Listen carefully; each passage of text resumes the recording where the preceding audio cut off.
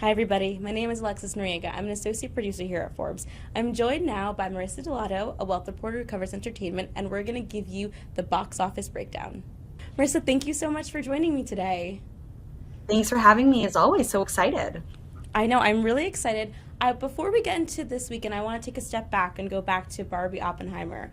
So, I wanted to talk about how they did their second weekend. So, before in our last conversation, we talked a little bit about what the drop off might look like, if it was going to be big or small. Can you talk a little bit more about how they did?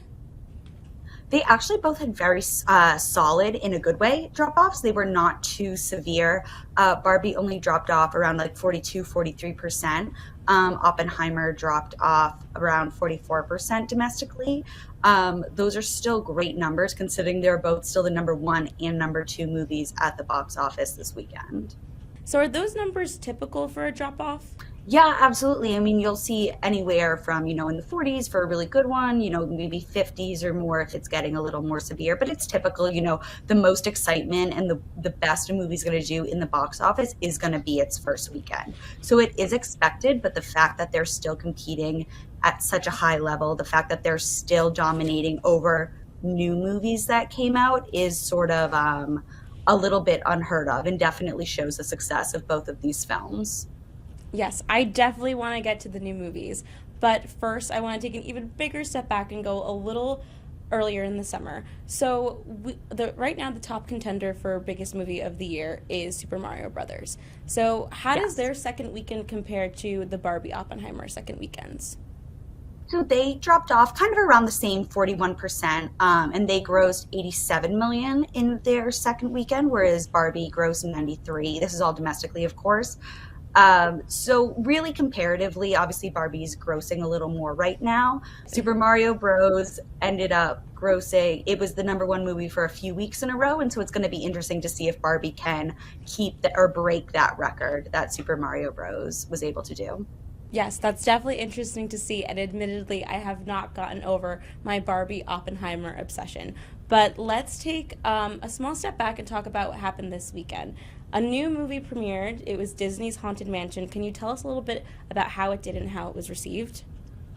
So, it was received okay on Cinema Score. It got a B plus from audiences, so not terrible. However, it only did 33 million overall internationally, 24 million of that domestically. It cost over 100 million to make. It's really, difficult that, it placed third overall this weekend, behind Barbie and Oppenheimer.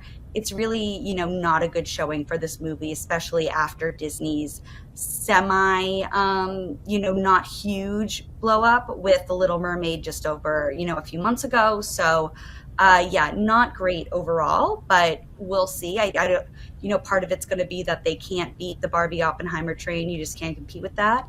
Another issue, which I spoke to you about last week, is that, the SAG strikes did very much affect its press tour, and it's going to continue to affect all press tours going on in the future. So we'll see what happens, but obviously this was just a huge mess.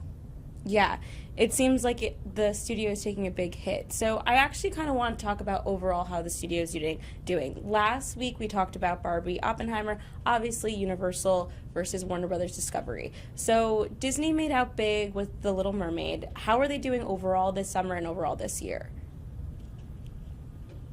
Right now, I mean, it's really going to be a race, but like you said, between Universal and Warner Brothers, with Barbie, with Oppenheimer, with Super Mario Bros. Attached to it. Those are really going to be kind of the biggest contenders, especially because we didn't have a super huge, explosive Avengers movie or something like that from Disney this year. We've had smaller Marvel hits, nothing crazy. So it's definitely going to be a race between those two. But hopefully Disney can recover through the rest of the year. I mean, speaking of Disney's recovery, I've heard a lot of people talk about the reasoning behind this, and you obviously mentioned the marketing. Marketing was huge for Barbie and for Oppenheimer, and we alluded to a little bit about the marketing that's involved, or that's being taken away rather with the actor strike, and that SAG actors aren't able to do promotional content right now, promoting their union projects.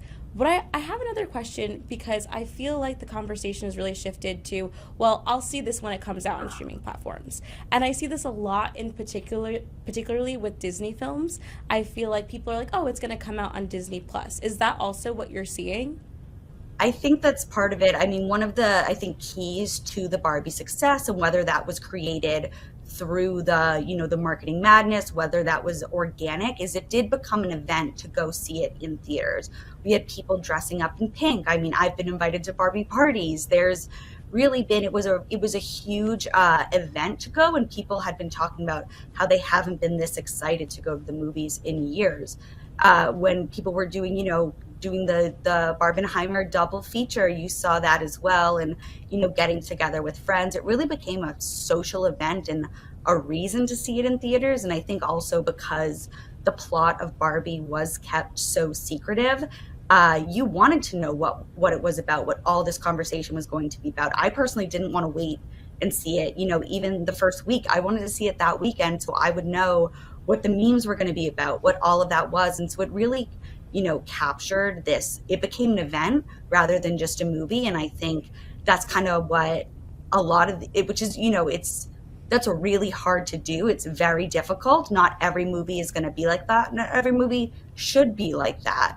But that's really what you're seeing is kind of like not a once in a generation, but something that's really very especially difficult to happen now because so many people just, like me, are usually like, oh, I'm just going to see it in my house. Something that we talked about was the double feature. We talked a little bit about it last week. We're going to talk a little bit about it now.